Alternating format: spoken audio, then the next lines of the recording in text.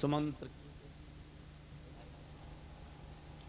और महाराज को जब मूर्छित देखा तो सुमंत्र ने पूछा, महारानी मेरे महाराज को क्या हो गया? इतना बड़ा उत्सव होने जा रहा है, सारा समाज प्रतीक्षा कर रहा है और महाराज इस दशा में यहाँ पड़े हैं, मैं क्या जवाब दूंगा? मुझे बताइए ना कि मेरे महाराज को क्या हो गया। तो कैकेयी ने सूखे से मुख से कह दिया, सुमंत्र मुझे ज्यादा तो मालूम नहीं, रात तेरे मेरे भवन में आए थे और बस आते ही इनकी कुछ तबीयत सी बिगड़ी और श्री राम श्री राम श्री राम तब से कर रहे हैं। मुझे ऐसा लगता है कि कुछ राम जी से कहना चाहते हैं, तुम जल्दी करो राम को लेकर आओ। कह दिया उसने। परीन राज ही नींद निशी अरुहे तू जान जगदीश राम राम रट भोर किए पर कहाई न मर्म महीश। कुछ मर्म नहीं बताया, बस राम राम करते रहे। तुम जल्दी से राम को लेकर आओ। सुमंत्र जाते हैं, सारी जनता घेर कर पूछती है, मंत्री जी क्या समाचार है? राजभवन का महाराज मिले कि नहीं, बताइए ना। तो सुमंत्र का धैर्य धारण करो, अभी सब पता लग जाएगा। सुमंत्र के चेहरे की चिंता की रेखाओं को देखकर नगरवासी चिंतातुर हो गए।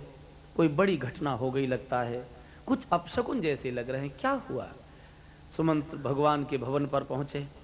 भगवान तो पूजा में बैठे थे। भगवान को तो सारी लीला मालूम थी। आज कोई भगवान के भवन में दास दासी नहीं था। भगवान ने उत्सव मनाने के लिए आज सबको छुट्टी की हुई। जानकी जी ने द्वार खोला, सुमंत्र को प्रणाम किया, नेत्रों में आंसू आ गए। रघुवंश की कुल वधू कैसी सुशील है, बेटी जाकर आर्यपुत्र को कहो कि सुमंत्र आए हैं, अतिशीघ्र उनसे मिलना है। जानकी जी ने भगवान को जाकर कहा कि सुमंत्र आए हैं, आपसे मिलना चाहते हैं। भगवान तो सब बातें जानते थे क्या होने जा रहा है। पूजा के वस्त्रों में भगवान सीधे पिताजी के पास चलते हैं।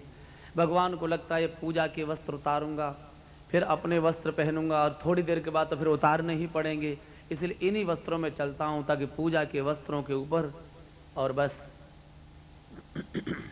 ये वस्त्र पहनकर निकल जाएंगे। भगवान आते। आज पहली बार भगवान पैदल लोगों ने चलते देखे, दौड़कर चले आ रहे घबराए हुए। कैकेयी माँ के भवन में पहुंचे तो मंथरा से भेंट होती है। बोली तो कुछ नहीं, संकेत कर दिया, बोले जाओ कोप भवन। और हमने निवेदन कल किया था, एक बार अगर कुसंग हमारे जीवन की देहली पर आकर बैठ जाए तो वो सबको कहेगा जाओ कोप भवन। आज भगवान को कह दिया जाओ कोप भवन, और जो कुसंग में डूब जाते हैं उनके भगवान कोप भवन में ही चले जाया कर। भगवान ने जैसे पिताजी को देखा तो एकदम घबरा गए। प्रथम दीख दुख सुनान काऊ।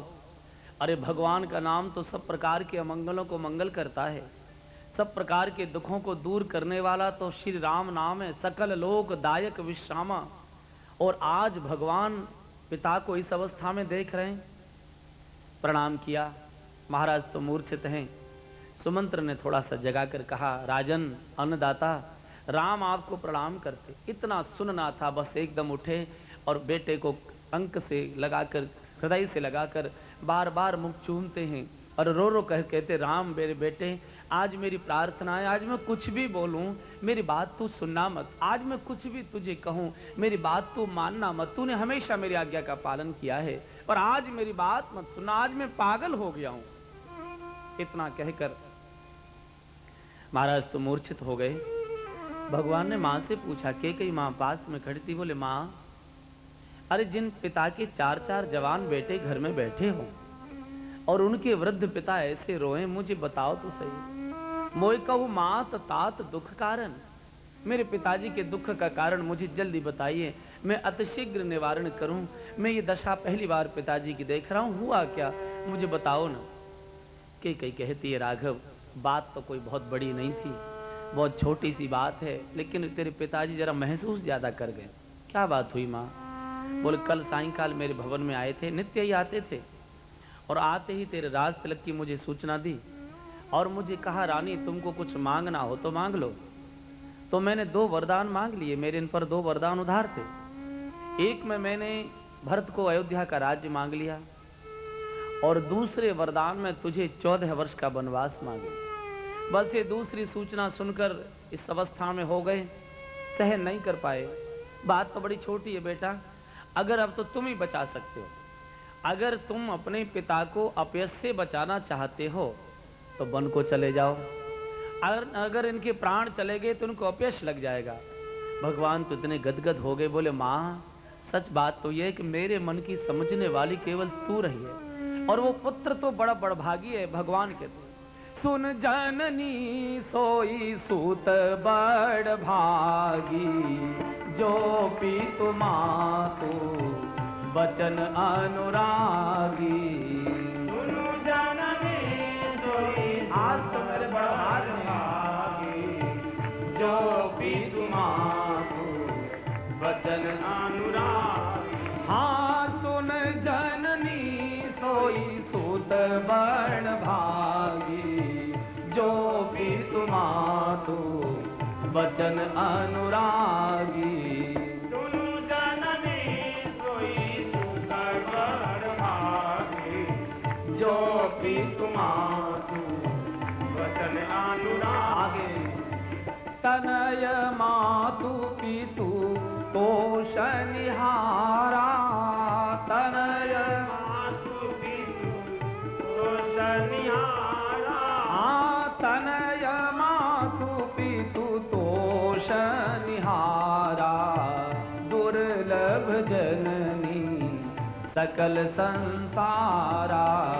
तनय मातु पितु तोष निहारा, दुर्लभ जननी सकल संसारा। सुन जननी सोई सूत बड़ भागी, जो पीतु मातु बचन अनुरागी।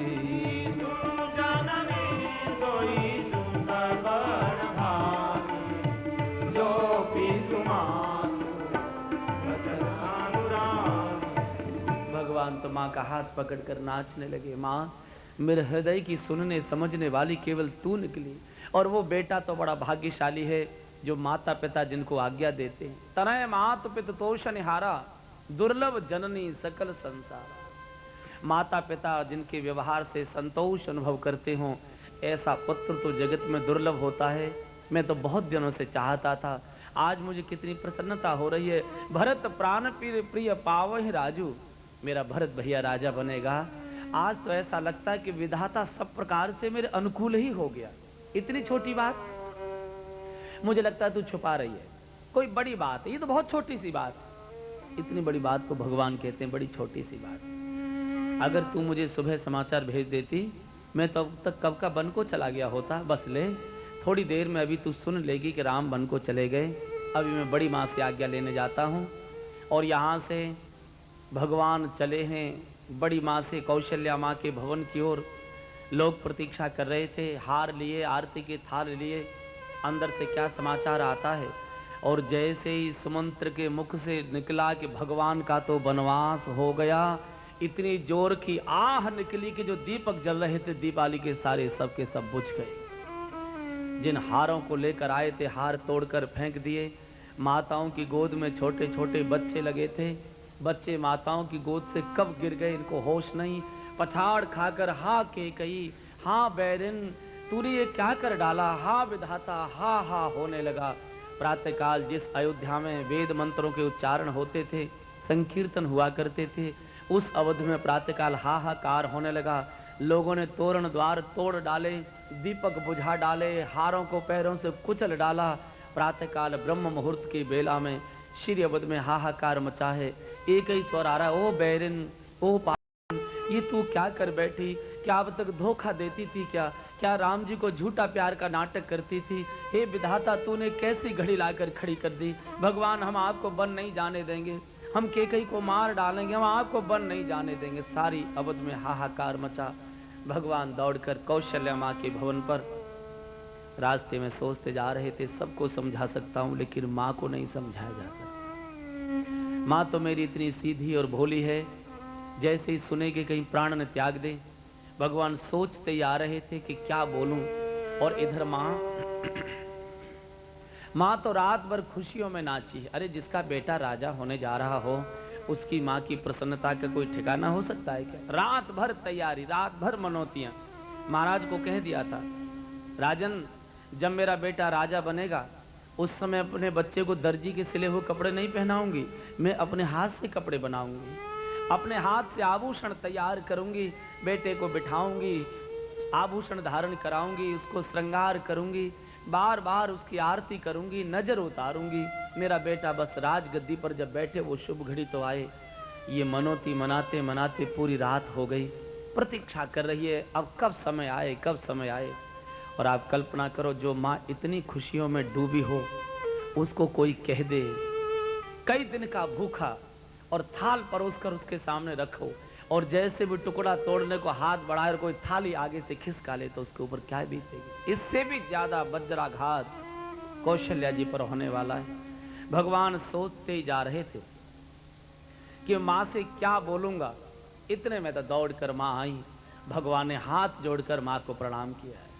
रघुकुल तिलक जोरी दो हाथा, रघुकुल तिलक जोरी दो हाथा, रघुकुल तिलक जोरी दो हाथा, रघुकुल तिलक जोरी दो हाथा, मुदित मातु पद नाय उमाथा, मुदित मातु पद नाय उमाथा, मुदित मातु पद नाय उमाथा, मुदित मातु पद और माँ क्या करती है? उमाथा, बार बार मुख चूमती माता,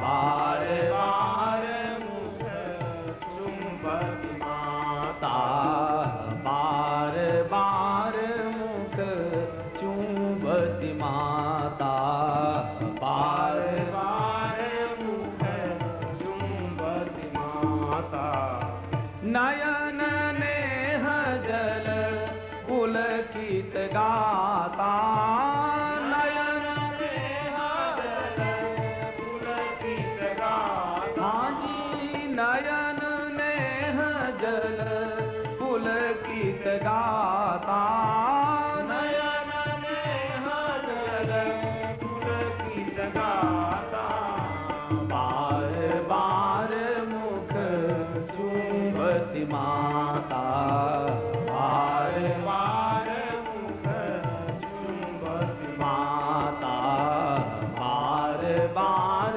मुख चूमती माता, बार बार मुख चुंबती माता। भगवान ने जैसे रघुकुल तिलक जोर दोहा था, दोनों हाथ जोड़कर जैसे माँ के चरणों में शीश झुकाया। माँ ने क्या किया? एकदम दौड़कर भगवान को पकड़ लिया दोनों हाथ, और माँ ने छाती से लगाया। और माँ जब बच्चे को अतिशय प्यार करती है तो क्या करती है? उसकी प्रशंसा करती है क्या? तू ऐसा है, ऐसा कुछ नहीं बोलती, उसका मुंह पकड़ेगी और बार बार चुम्बन करेगी, बार बार प्यार करेगी, बार बार दुलारेगी। आज कौशल्या जी ने यही किया है, बार बार मुख चूमती माता, भगवान के मुख मंडल को चूमती है, स्पर्श करती है। हृदय भर गया, नेत्रों से प्रेम के भाव के आंसू आ रहे हैं। माँ का हृदय भर गया, छाती से लगाए हुए, बेटा तुम अब जल्दी तैयार हो जाओ। और सुनो, आज राज तिलक का उत्सव बहुत देर तक चलेगा ना, तो तुम इतनी देर तक भूखे रह नहीं पाओगे, तुम्हारा शरीर बहुत कमजोर है, जल्दी कमजोरी आती है। मैंने मोहन भोग तैयार कर रखा है, थोड़ा सा जलपान करो। माँ बोलती जा रही। भगवान मन में सोच रहे, इस भोली माँ को कैसे समझाऊं कि माँ तेरा मोहन थाल तो कड़वा हो चुका है। भगवान को भय लगता है कि अगर मैंने सीधे कह दिया तो इसी समय प्राण त्याग देगी। तो माँ ने कहा, राघव क्या बात है, तू बोलता क्यों नहीं? क्या घड़ी मुहूर्त कुछ टल गया क्या? क्या हुआ? तब भगवान ने कहा, माँ आज मुझे युवराज पद दिया जा रहा था ना। बोले हाँ ये तो था, ऐसी बात क्यों तू कर रहा है? बोले पिताजी ने थोड़ा सा अंतर कर दिया है, अभी तक तो मुझे युवराज ही बना रहे थे, लेकिन पिताजी मेरे ऊपर बड़े प्रसन्न हो गए, अब मुझे उन्होंने राजा बना दिया। राजा अयोध्या का? बोले नहीं माँ, पिता दीन मोही कानन राजू, पिता दीन मोही कानन राजू, पिता दीन मोही कानन राजू, पिता दीन मोही कानन राजू। हाथी मोर बड़का जहाँ सुपासी सब भांति सुपासु, पिता दीन मोहि कानन राजू, पिता दीन मोहि कानन राजू। भगवान घबरा रहे हैं, अगर मैंने सीधे कुछ कहा तो कहीं प्राण न त्याग दे। इतना कहना था कि बस पिता दीन मोहि कानन राजू, वन का राजा मुझे बना दिया, और अयोध्या का छोटा राज्य था ना, इसका राजा भरत भैया को बनाया है। माँ 14 वर्ष की सेवा का मुझे अवसर पिताजी ने दिया है, बड़ी मेरे ऊपर कृपा की। मैं तुझसे आज्ञा लेने आया हूँ, बस प्रसन्नता से मुझे आज्ञा दे दे। 14 वर्ष में वन का राज्य संचालन कर, फिर तेरे चरणों में आकर तेरी सेवा करूं, मुझे आशीर्वाद। भगवान ने बहुत तेरी बात को घुमाकर बोला है, लेकिन माँ है वो तो समझ गई। एकदम सुनते ही वनवास की बात, पिता माँ तो एकदम पत्थर जैसी प्रतिमा हो गई, धड़ाम से गिरना चाहती। भगवान ने एकदम पकड़ लिया। माँ, अरे माँ तू धैर्य तो धारण कर, सुन तो सही, केवल 14 वर्ष की बात है, और तू अगर धैर्य खो देगी तो जगत में कौन धैर्य रख पाएगा? तू जानती नहीं, तू राम जननी है, तू कोई साधारण मां नहीं। भगवान अनेक प्रकार से समझाते हैं। माँ ने कहा, बेटा पहले मुझे ये बता कि इस अवध में ऐसा कौन बैरी पैदा हो गया जिसने हमारे मनोरथों पर तुषारापात कर दिया? उस कलंकी का, उस कुलद्रोही का मुझे तू नाम बता, ये किसने कर डाला? अब भगवान कैसे कहें कि केकई माँ ने किया है? तो सुमंत्र के बेटे ने सारी घटना सुना दी कि माँ ऐसे ऐसे केकई माँ ने वरदान मांगा। अब यहाँ कौशल्या जी का चरित्र प्रकट होता है, स्वभाव प्रकट होता है। जैसे ही सुना कि केकई ने बोला है तो माँ एकदम सावधान हो गई। और कोई माँ होती तो झगड़ा करने चली जाती, तू कौन होती है राज्य बदलने वाली? और अगर थोड़ी उदार मन की होती तो कह देती कि तुम अपने बेटे को राज्य मांगो, मुझे कोई आपत्ति नहीं, लेकिन मेरे बालक को आप वन में भेजने वाली कौन होती? आपको किसने अधिकार दिया कि मेरे बच्चे को वन में भेजें? ऐसा भी कह सकती थी। लेकिन कौशल्या माँ कहती है, राघव अगर पिता ने तुझे वन की आज्ञा दी होगी तो मैं रोक सकती थी, मेरा अधिकार तेरे ऊपर पिता से ज्यादा है। जो केवल पिता आय सुताता, अगर केवल पिता ने आदेश दिया होता मैं रोक देती, लेकिन राघव मैं तेरी माँ नहीं हूं, केकई तेरी माँ है। और अगर माता पिता दोनों ने दिया है, जो पी तू माँ तू कहे बन जाना, जो पी तू माँ तू कहे बन जाना, तो कानन शत अवध समाना, तो कानन शत अवध समाना, तो कानन शत अवध समाना, तो कानन शत अवध समाना। माँ ने कहा, अगर माता पिता दोनों ने कहा है तो जाओ बेटा, वनवास तुमको सैकड़ों अयोध्या के समान सुखदायी हो। इतना बोल तो दिया, लेकिन फिर पछाड़ खाकर गिर पड़ी। राघव मेरे बेटे मुझे साथ ले चल, देख मैं तेरे बिना रह नहीं पाऊंगी। तुझे मालूम नहीं, विश्वामित्र जी जब तुझे मांग कर ले गए थे, मैं कैसे कैसे द्वार पर बैठी देखती रहती थी, मेरा राघव कब आए, मेरा राघव कब आए। मैं तेरे बिना रह नहीं पाऊंगी, और मैं तुझसे सौगंध खाकर कहती हूँ कभी सुख की मांग नहीं करूंगी, कच्चे कच्चे फल मैं खाऊंगी, मीठे मीठे तुझे खिलाऊंगी, तू जब थक जाया करेगा तुझे अपनी गोद में सुलाऊंगी। अपनी साड़ी से तेरी हवा करूंगी, वन में तुझे कोई कष्ट नहीं दूंगी, मुझे तू साथ ले जा। भगवान ने कहा माँ कैसी बात करती है तू, अरे 14 साल की बात, तू धैर्य नहीं धारण कर सकती क्या? और जब माँ को ये अनुभव हो गया कि राघव मुझे नहीं ले जाएगा, सिर पीट पीट कर रोने लगी, अवध को धिक्कार देने लगी। ओ अवध, तू कितनी अभागिन है कि राघव तेरा त्याग करके जा रहा है। और हे बन के कोल के रातों, हे बन के पशु पक्षियों, हे बन के ऋषियों मुनियों, हे बन के लता वृक्षों, तुमने कितने पुण्य किए होंगे, कितने सत्कर्म किए होंगे, तुम कितने बड़भागी हो कि राघव तुम्हारे बीच में आ रहा है। अवध को धिक्कार देने लगे। बड़ भागी बन अवध अभागी, बड़ भागी बन अवध अभागी, बड़ भागी बन अवध अभागी, बड़ भागी बन अवध अभागी, जो रघुवंश तिलक तुम त्यागी, जो रघुवंश तिलक तुम त्यागी, जाहु सुखेन बनहि बल जाऊं, जाहु सुखेन बनाई बलि जाऊं, करी अनाथ जन परिजन गाऊं, करी अनाथ जन परिजन गाऊं, करी अनाथ जन परिजन गाऊं, करी अनाथ जन परिजन गाऊं। माँ तो विलाप करने लगी, जाओ बेटा हमको सबको अनाथ करके चले जाओ, तुम सुखी रहो। इतनी जोर जोर से विलाप कर रही है। रघुवंश तो आंसुओं का वंश है, श्री राम कथा ये आंसुओं की कथा है, इसमें केवल रोना ही रोना आता है और उसका कुछ अर्थ नहीं। माँ ने इतनी जोर से रोना प्रारंभ किया, विलाप कर रही हैं। जानकी जी ने सुना कि माँ को क्या हो गया। जानकी जी एकदम घबराई हुई आई, माँ तो मूर्छित अवस्था में पड़ी। भगवान से पूछा, भगवान मेरी माँ को क्या हो गया? बोले ना क्या हो गया मेरी माँ को, ऐसी दशा तो मैंने माँ की कभी देखी नहीं, बोलिए ना। भगवान ने कहा, जानकी जी इस समय बहुत बड़ा संकट है और हमारे तुम्हारे बहुत भारी परीक्षा की घड़ी इस समय विधाता ने हमारे समक्ष लाई है। सबको बहुत धैर्य से इसको पार करना है। इस समय भयानक सागर में हम लोग प्रवेश करने जा रहे हैं, बहुत धैर्य धारण करना जानकी। मुझे वन को जाना है। कई माँ के भवन में पिताजी मूर्छित पड़े हैं और माँ की तुम दशा ये देख रही हो।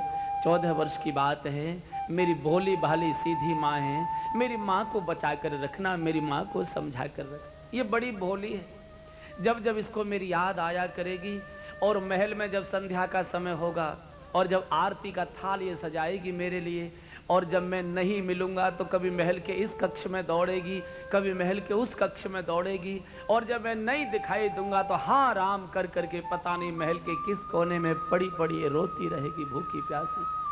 मेरी माँ के प्राण मैंने आपको गिरवी रखे, मेरी माँ के प्राणों की रक्षा करना। 14 वर्ष बाद जब मैं लौट कर आऊं तो मेरी माँ मुझे जीवित मिलनी चाहिए जानकी जी। और सुनो, जब कभी मेरी माँ को मेरी याद आएगी ना तो बड़ी बिलक बिलक कर जब ये रोया करे ना तो तुम इसका मन लगाने के लिए पुरानी पुरानी बातें इसको सुना सुना कर इसका मन बहला बहला कर। मेरी माँ कहीं प्राण न त्याग दे, इसलिए मेरी आज से प्रार्थना है।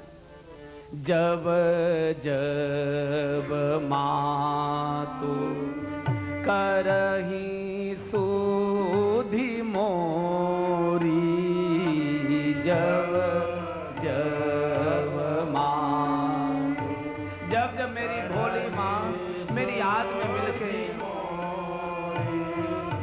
जब जब माँ तू करही सुधि मोरी, जब जब सब गाइए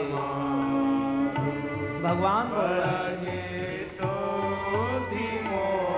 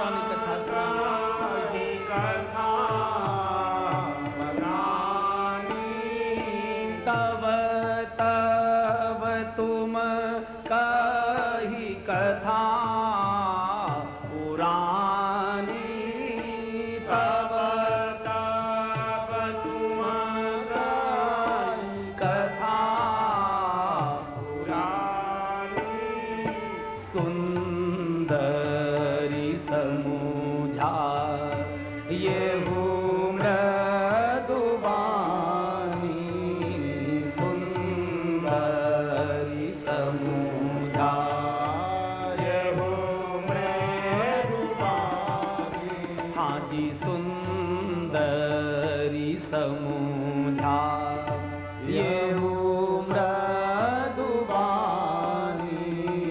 सुंदरी समूझा ये मृदुबानी।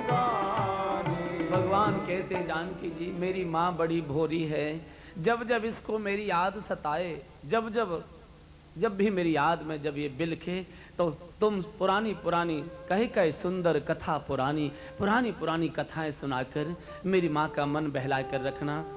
भगवान जानकी जी को उपदेश कर रहे हैं। तो जानकी जी ने कहा भगवान ये उपदेश किसके लिए हो रहा है? बोले आपके लिए। बोले भगवान मैं तो आपकी छाया हूं, क्या आप अपनी छाया को छोड़कर जा सकते हैं क्या?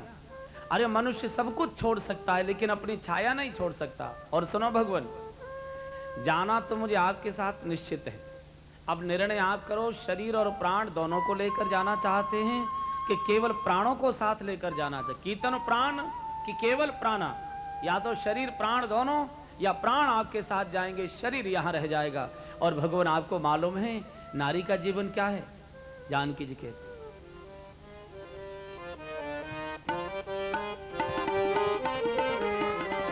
जिय बिनु देह नदी बिनु बारी, जिय बिनु देह बिनु बारी, जिय बिनु देह नदी बिनु बारी, जिय बिनु देह नदी बिनु बारी।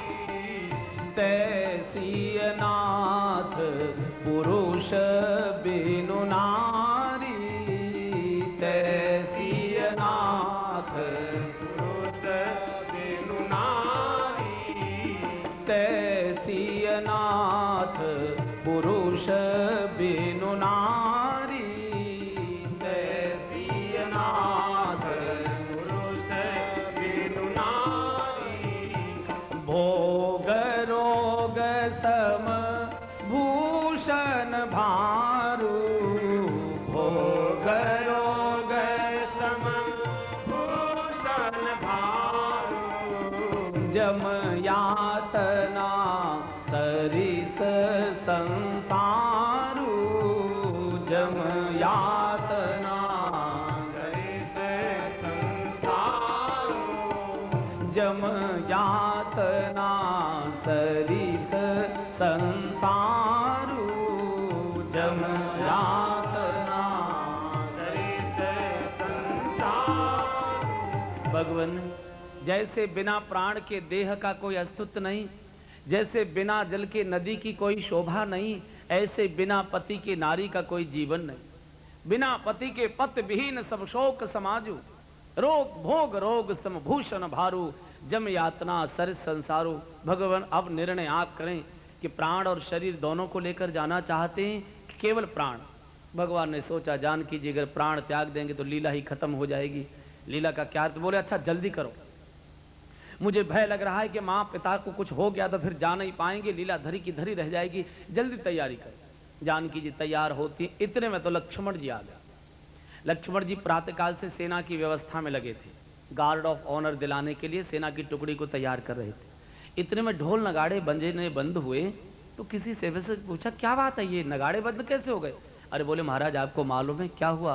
बोले अवध का भाग्य फूट गया। क्या हुआ? बोले भगवान का वनवास हो गया, भगवान बन जाने की तैयारी में। लक्ष्मण जी तो दौड़े आकर प्रभु के चरण पकड़कर रोने लगे, प्रभु मेरे लिए क्या किया है? भगवान ने कहा लखन इस समय बहुत बड़ी विपत्ति श्री अवध पर है, भरत शत्रुघ्न इस समय ननिहाल में हैं, पिता और माता दोनों मूर्छित हैं, अवध इस समय हाहा कर रही है, इसलिए अब राज्य की जिम्मेदारी तुम्हारी।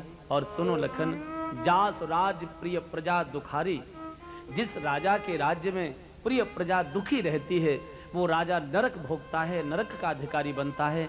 इसलिए अब अवध के राजा तुम हो और बस ठीक से संचालन करना, माता पिता की सेवा करना और तीनों माताओं को समान आदर देना, किसी को कम ज्यादा नहीं। लक्ष्मण जी ने कहा भगवान मैं किसी को नहीं जानता, गुरपित मात न जानो खाओ, मैं कुछ नहीं जानता, मैं तो सरकार के चरणों को जानता हूँ, या तो मुझे साथ लेकर चलो नहीं तो मैं सरयू में बस आपको विदा करने जाऊंगा। आप सरयू पार करोगे और मैं बस सरयू में डूब जाऊंगा, मैं आपके बिना जीवित नहीं रह सकता। भगवान घबरा गए, बोले सब जो आ रहा है वही मृत्यु की धमकी दे रहा है, क्या करूं। भगवान का अच्छा तो जल्दी करो, ऐसे नहीं लेकर जाऊंगा, पहले मां से आज्ञा लेकर आओ। यहां लक्ष्मण जी ने थोड़ी सी एक ऐसी भाषा बोल दी जो भगवान को अच्छा नहीं लगा। लक्ष्मण जी ने कहा कि मैं तो गुरु जी को भी नहीं जानता, गुरु पितमात न जानो कहूं। और भगवान सोचते कि अगर आज मैं लक्ष्मण को साथ ले गया तो जगत से गुरु महिमा मिट जाएगी, क्योंकि शास्त्र में तो वर्णन है कि मैं बिना गुरु कृपा के मिलता नहीं, और ये कहता है मैं गुरु को मानता नहीं। तो जब तक ये तू गुरु दीक्षा लेकर नहीं आएगा तब तक तुझे मैं लेकर नहीं जाऊंगा। और बालक का सबसे पहला गुरु होती है मां, ये सबसे प्रथम गुरु होती है, पहले मां से आज्ञा लेकर आओ। लक्ष्मण जी सुमित्रा मां के पास आए। इस मां को तो अभी तक किसी ने बताया ही नहीं क्या हो रहा है। तो सुमित्रा ने पूछा, लखन क्या हुआ, अभी जय जयकार हो रही थी एकदम शांति हो गई, क्या हुआ, कुछ मुहूर्त टल गया क्या, ये सब कुछ समय बदल दिया क्या। लक्ष्मण जी ने कहा, माँ तू तो बड़ी भोली, तू बड़ी सीधी, तुझे कुछ मालूम है क्या हुआ। बोले अवध का भाग्य फूट गया। क्या हुआ। बोले भगवान वन को जा रहे हैं और मुझे भी वन को जाना है, तो मैं तेरे पास आया हूं आज्ञा लेने। सुमित्रा ने कहा मेरे पास और आज्ञा लेने, मेरे पास क्यों आया है। तो लखन जी ने कहा भगवान ने कहा है कि अपनी मां से आज्ञा लेकर आओ, जब तक मां आज्ञा नहीं देगी तब तक मैं नहीं ले जाऊंगा, तू मुझे आज्ञा दे। सुमित्रा ने यहां आवेश में कहा, लखन तू ये क्या बोलता है कि मैं तेरी मां हूं, मैं तेरी मां नहीं हूं, समझ ले। लक्ष्मण जी ने कहा अगर मां तू मेरी मां नहीं है तो फिर मेरी मां कौन है। सुमित्रा कहते हैं लखन मैं तो तेरी नकली मां हूं, मैं तो तेरी केवल धरोहर वाली मां थी। भगवान ने मुझे तुझे अपने गर्भ में धारण करने के लिए दिया था और कहा था इसको अपने गर्भ में धारण करना, इसको जन्म देना, इसका पालन पोषण करना, फिर मुझे जरूरत पड़ेगी तो मैं अपनी वस्तु तुझसे मांग ले जाऊंगा। मैं तेरी मां नहीं हूं, मैं तो तेरी नकली मां हूं। असली मां तेरी कौन है। लक्ष्मण जी को सुमित्रा जी बता रही है तेरी असली मां कौन। तात तुम्हारी मातु वैदेही तात, असली मां का दर्शन करा रही है। तात तुम्हारी मातु वैदेही तात तुम्हारी मातु पिता राम सब भांति सनेही। पिता राम सब दिग्दर्शन करा दिया। काजी पिता राम सब भांति सनेही। पिता राम सब और बहुत बड़ी बात कह दी। अवध तहाँ जहाँ राम निवासु, अवध तहाँ जहाँ राम निवासु, तहि दिवस जहाँ भानु प्रकाशु। तहि दिवस जहाँ भानु प्रकाश, हाँ जी तहि दिवस जहाँ भानु प्रकाशु। तहि दिवस और आगे कह दिया भानु प्रकाश, जो पैसिय राम बन जाही। जो राम बन जाहि अवध तुम्हार काज कछु नाही। अवध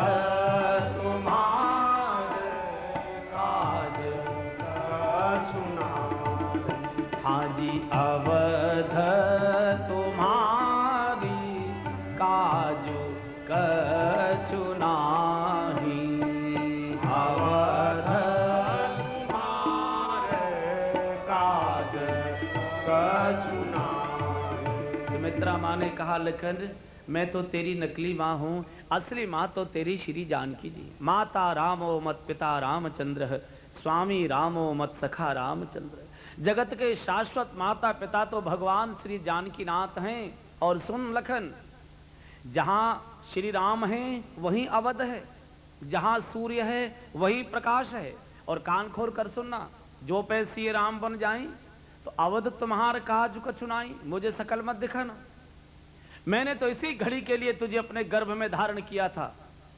पुत्रवती तो वही मानी गई है जिसका बेटा राम भक्त होता है। पुत्रवती जुवती जग सोई, रघुपति भगत जास सुत होई। सुमित्रा कहती, आज मुझे लगता है कि मेरी कोख धन्य धन्य हो गई, मेरा गर्भ धन्य धन्य हो गया। तू भगवान की सेवा में जा रहा है। और सुन लखन, ये मत सोचना कि भगवान केकई जी के आदेश से वन को जा रहे हैं। बोले केवल तेरे कारण, तुम्हारे ही भाग राम बन जाही, केवल तेरे भाग्य से जा रहे हैं।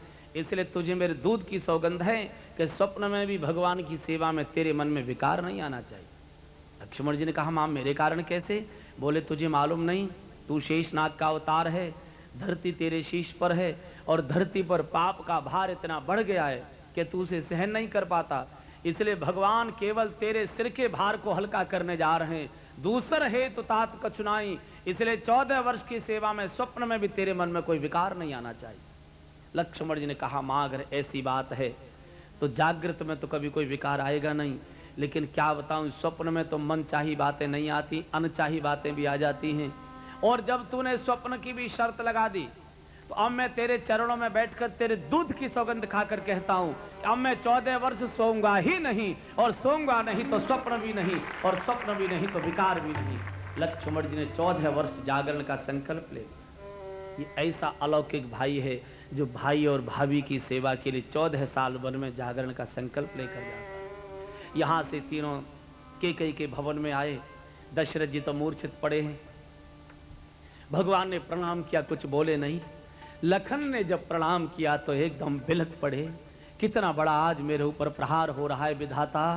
ये किस अपराध का, किस पाप का फल आज मेरी आंखों के सामने आ रहा है। लखन जैसा लाडला बेटा कभी मेरी आंखों से ओझल नहीं हुआ, ये कैसे वन में भूखा प्यासा घूमेगा। और जब जानकी जी ने प्रणाम किया तो दशरथ जी ने एकदम अंक में ले लिया, भुजाओं में ले लिया। जानकी बेटी, अरे कम से कम तू तो मुझे क्षमा कर दे, मुझ गरीब पर तू तो प्रहार मत कर, मेरे ऊपर तो विधाता प्रहार कर रहा है, तू तो मेरी रक्षा कर ले। इन दोनों को जाने दे, तेरा मन लगे तो यहाँ रहना, तेरा मन न लगे तो तू पीहर चली जाना। कबहूँ पितुगृह कबहूँ कबहूँ ससुरारी, जहाँ तेरा मन लगे। अरे कम से कम तुझे देखकर तो मैं जीवित बचा रहूंगा, मेरे प्राणों को मत जाने दे जानकी, मेरी रक्षा कर ले। लेकिन माँ है ना, जगन माता, कभी ऐसी भाषा बोलते नहीं, मौन हो गई, केवल सिर झुकाकर प्रणाम किया और तीनों चलने को तैयार हुए। वशिष्ठ जी पास में खड़े थे।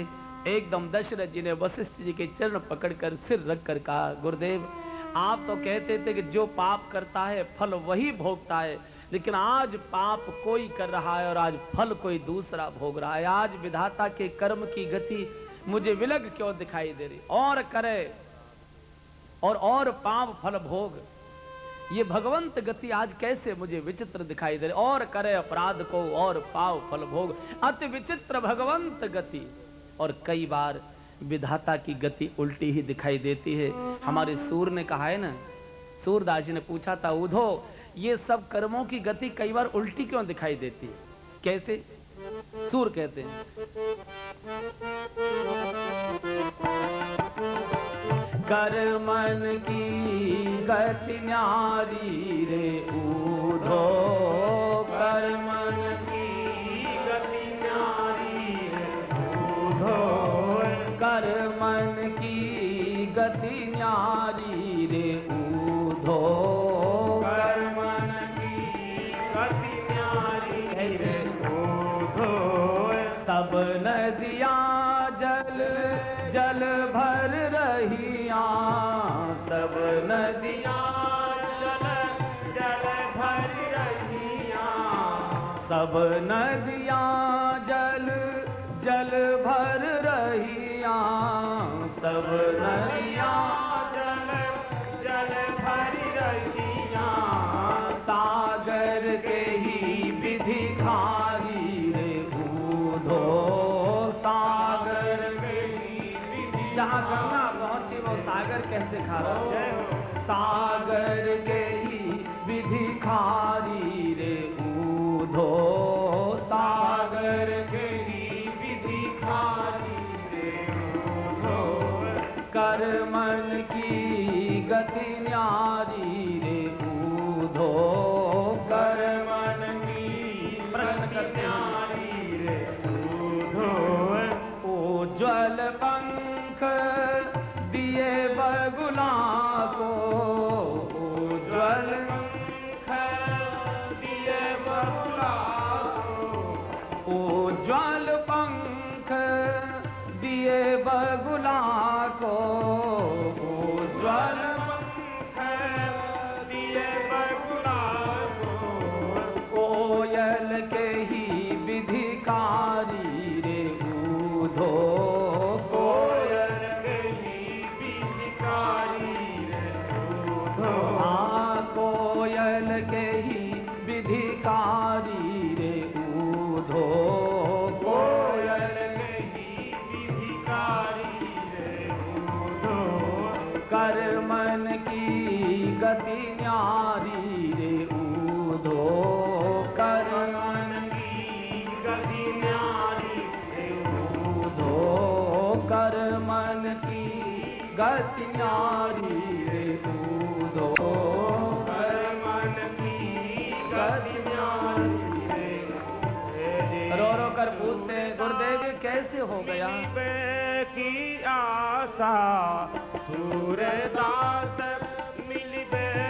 की आशा छिन छिन बीतत भारी रे बूढ़ो छिन छिन बीतत भारी रे बूढ़ो कर मन की गति न्यारी रे बूढ़ो कर मन की गति न्यारी रे बूढ़ो कर मन की गति न्यारी रे बूढ़ो महाराज तो मूर्छित हो गए वशिष्ठ कुछ बोल नहीं पाए और वलकल वेश में तीनों जब राजद्वार के बाहर आए तो सारे अवध के नागरिक पछाड़ खाकर गिर पड़े राघव जाना है तो हमको कुचल कर जाओ हमारे ऊपर से जाओ वृद्धों ने भगवान के चरण पकड़े युवकों ने लखनलाल के चरण पकड़ लिए माताओं ने जानकी जी के चरण पकड़ लिए घिसटते जा रहे हैं भगवान समझाते धैर्य धारण करो केवल 14 वर्ष की बात है मेरी माँ को जाकर आप समझाओ मेरे पिता के प्राणों की रक्षा करो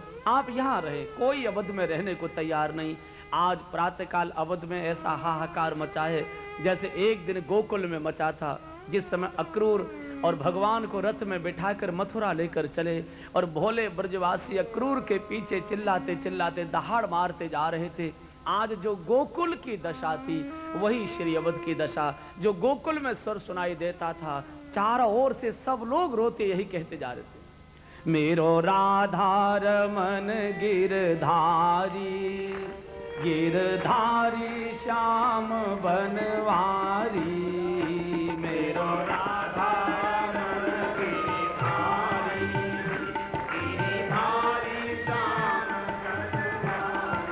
ए जी मेरो राधा रमन गिरधारी गिरधारी श्याम बनवारी जी मेरो राधा रमन गिरधारी गिरधारी श्याम बनवारी हाँ जी मेरो राधा रमन गिरधारी गिरधारी श्याम बनवारी मेरो राधा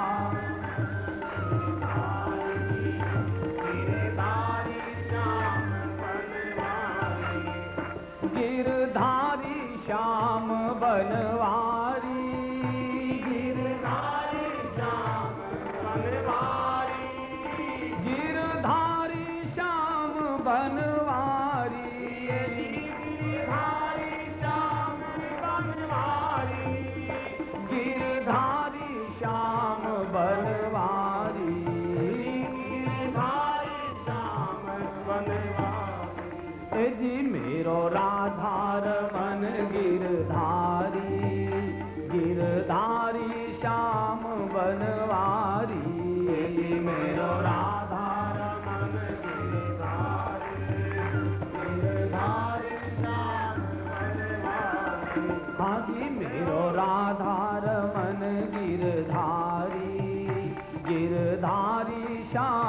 बनवारी, मेरो राधा रमन गिरधारी, गिरधारी श्याम बनवारी। आज सारी अवध दहाड़ मार मार कर रो रही है। वशिष्ठ भगवान के द्वार पर पहुंचे, सुमंत रथ लेकर आ गए और तीनों रथारूढ़ होकर जैसे ही चले, सारे अयोध्या के नागरिक हा हा करते रथ के साथ दौड़े जा रहे हैं। सामने तमसा नदी आ गई। भगवान ने कहा आज की रात्रि हम यहीं विश्राम करेंगे। रात्रि को तमसा नदी के किनारे विश्राम हुआ। अवध के नागरिक बेचारे रात भर के जागे, दिन भर के भूखे प्यासे, रोते रोते थक कर सो गए। और भगवान ने कहा सुमंत्र अगर इस समय नहीं चलोगे तो जाग कर कोई जाने नहीं देगा, सारी अयोध्या को कहाँ लेकर चलेंगे। चुपचाप ऐसे रथ चलाओ, खोज मार रथ हाँ का उताता, ऐसा करो उल्टी दिशा में रथ लेकर चलो अवध की ओर, तो ये अयोध्या की ओर जाएंगे। जब नहीं मिलेंगे तो रो रो कर अपने घर शांत रह जाएंगे, कम से कम 14 साल के झंझट से तो बचेंगे। भगवान तो आगे चले गए और प्रातःकाल जब नगर के लोग जागे और भगवान नहीं दिखाई दे, हाहाकार करने लगे। नौजवानों ने कहा हम तो सरयू में डूब जाएंगे, हम बिना भगवान के खाली हाथ अवध नहीं जाएंगे। बुजुर्ग लोग घबरा गए। बुजुर्गों ने समझाया देखो भाई, भगवान अगर हमको साथ लेकर जाना चाहते होते तो ऐसे चुपचाप क्यों जाते, इस कार्य से वो हमको ले जाना नहीं चाहते थे। और जिस कार्य को भगवान नहीं चाहता है उस कार्य को हम क्यों करें, भगवान की ही जब इच्छा नहीं है तो हम क्यों जोर जबरदस्ती करें। हमारे इतने पुण्य और सत्कर्म नहीं है कि भगवान का सानिध्य हमको मिलता। चलो 14 साल का और तप करेंगे, फिर भगवान की कृपा होगी। रोते रोते सब अवध के नागरिक श्री अवध में आए और 14 वर्ष तक इतना कठोर संयम का जीवन जिया है कि महाराज दशरथ के अतिरिक्त 14 साल तक अयोध्या में किसी की मौत नहीं होती। लोगों ने प्राणों को रोक लिया संकल्प शक्ति से कि जब तक प्रभु दर्शन नहीं कर लेंगे तब तक प्राण नहीं जाने देंगे। और 14 वर्ष तक इतना कठोर संयमित जीवन जिया है कि अवध में किसी बच्चे का जन्म नहीं हुआ। सब लोग भगवान के भजन में डूबे। यहाँ किसी ने गोस्वामी जी से प्रश्न कर दिया, बोले महाराज आप तो कहते थे कि भगवान प्रेम के पुजारी हैं और यहाँ तो भगवान अवध के नागरिकों के प्रेम को निर्दयता से ठुकरा कर चले गए, ये भगवान का व्यवहार कैसा।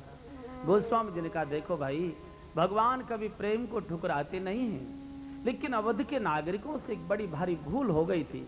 क्या हो गई थी, बोले अवध के नागरिकों ने अवध का त्याग तो किया, घर परिवार का त्याग भी किया, सुख संपत्ति धन वैभव का त्याग भी किया, सब कुछ त्याग दिया, लेकिन नींद नहीं त्याग पाए, रास्ते में जाकर सो गए।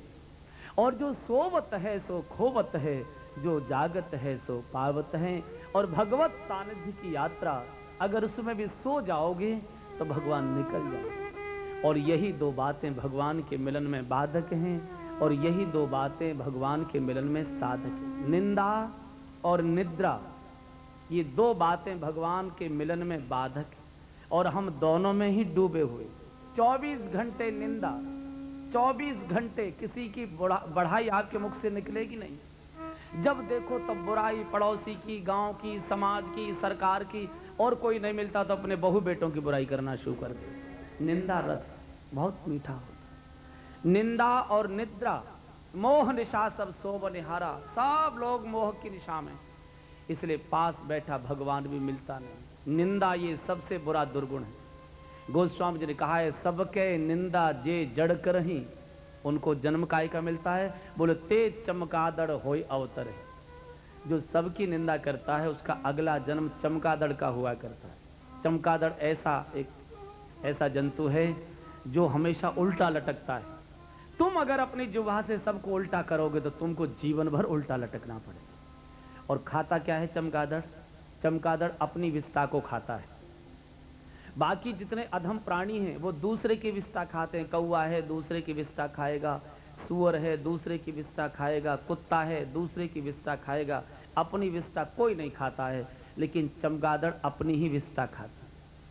भगवान कहते हैं इस जिह्वा से तूने विस्ता उगली थी, अब मैं तुझे इस जिह्वा से तेरी ही विस्ता खिलाऊंगा। अच्छा, इसलिए निंदा मत करो। अगर कोई निंदा किसी की कर रहा हो, विषय बदल दो, जोर से हंस जाओ ताकि वो भूल जाए, कोई और बात करना शुरू कर दो, लघु शंका जाने के बहाने से उठ जाओ, मत सुनो, बहुत पाप लगता है, बहुत पाप। और मीठा इतना होता है निंदा, इसमें बड़ा स्वाद आता है, बढ़ती जाती है, बढ़ती जाती है। इसलिए निंदा और निद्रा।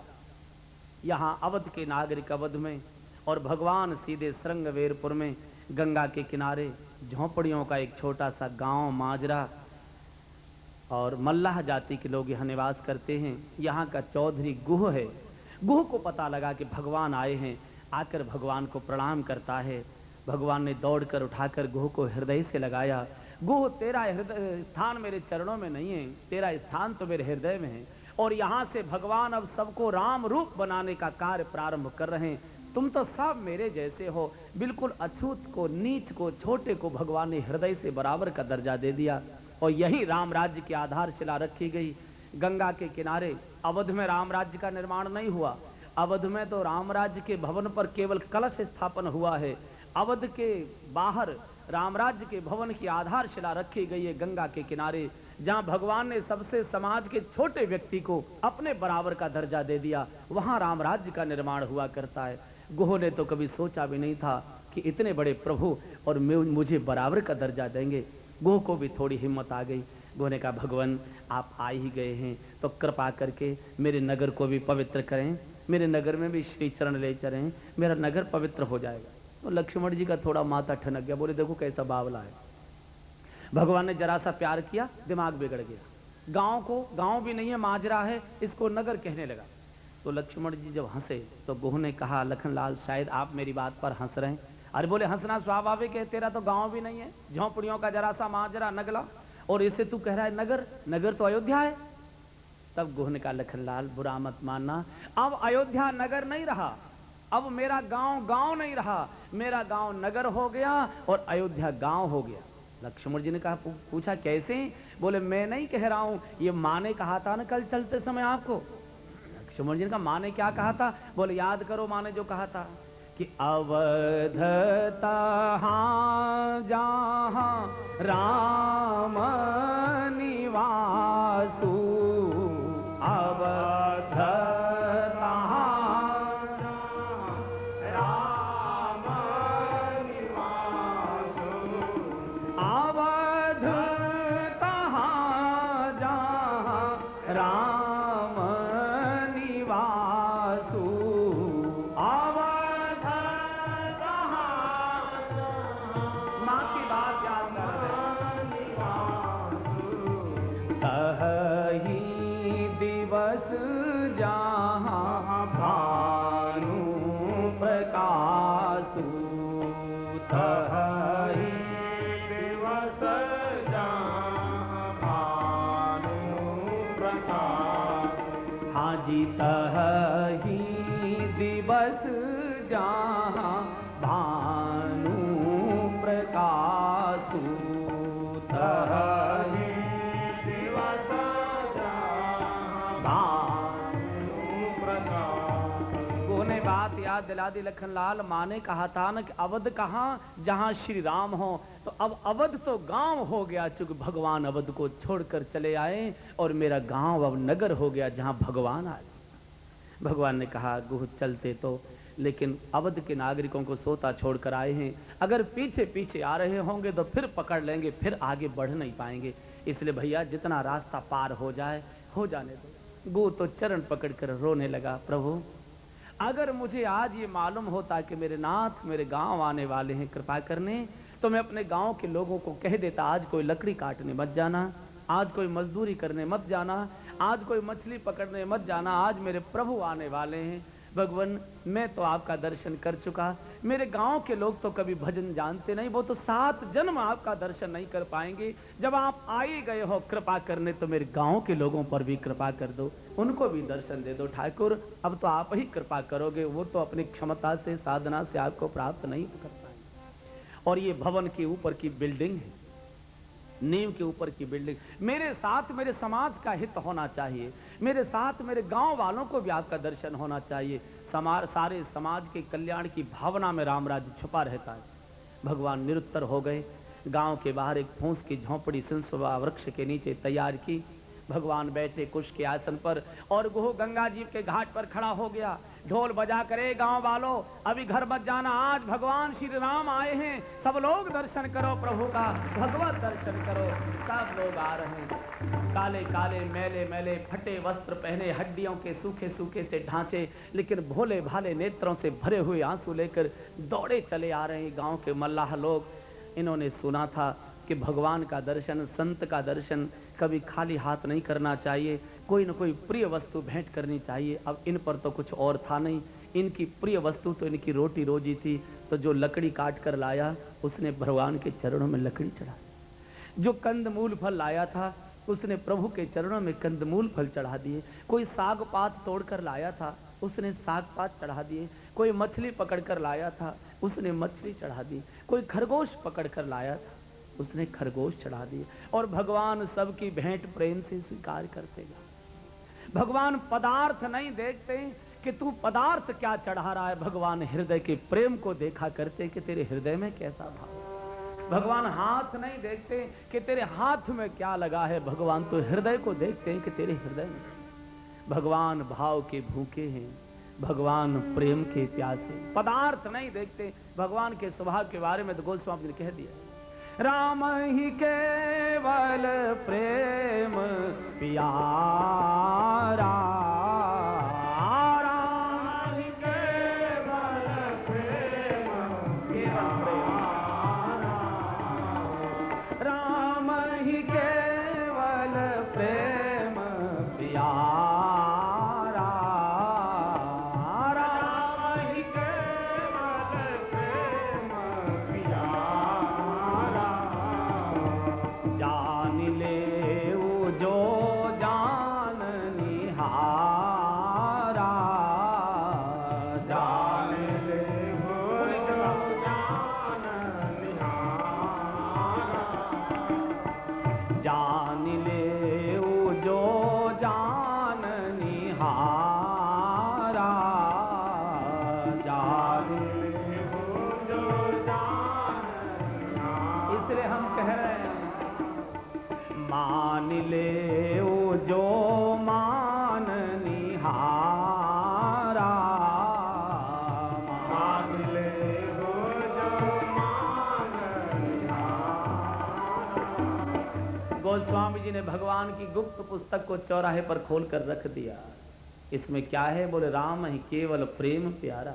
मेरे ठाकुर को पदार्थ नहीं चाहिए, 56 भोग नहीं देखते, वो घास पात पसंद करते। दुर्योधन की मेवा त्यागी, साग विदुर घर खायो। विदुर के हाथ से, विदुरानी के भोले भाव से केले के छिलके पाले थे। भगवान भाव के भूखे, भगवान प्रेम के प्यासे, सबकी भेंट स्वीकार करते हैं। लोग धन्य धन्य हो गए। रात्रि को प्रभु ने विश्राम किया।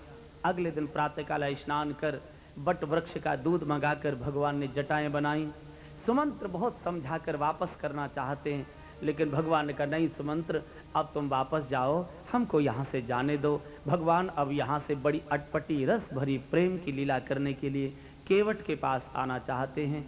और भगवान को भय लगता है कि सुमंत्र राज्य के मंत्री हैं, केवट तो प्रणाम भी नहीं करेगा, केवट तो आदर भी नहीं करेगा, और सुमंत्र को शायद गुस्सा आ सकता है, कहीं सुमंत्र को मार न डालें और जो मैं प्रेम की लीला चाहता हूँ वो शायद न हो पाए।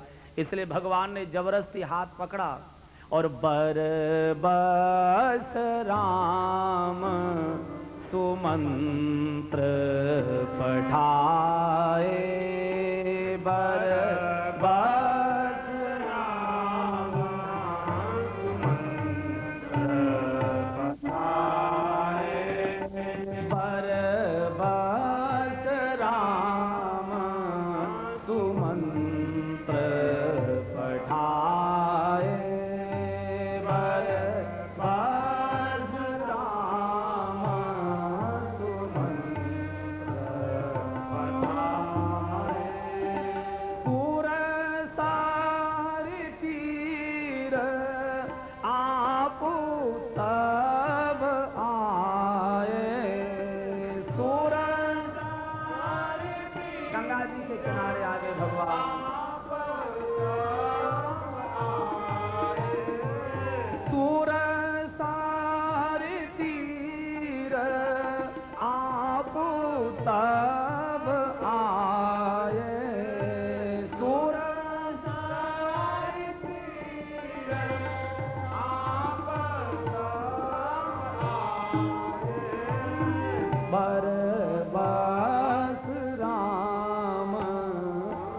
मंत्र पठाए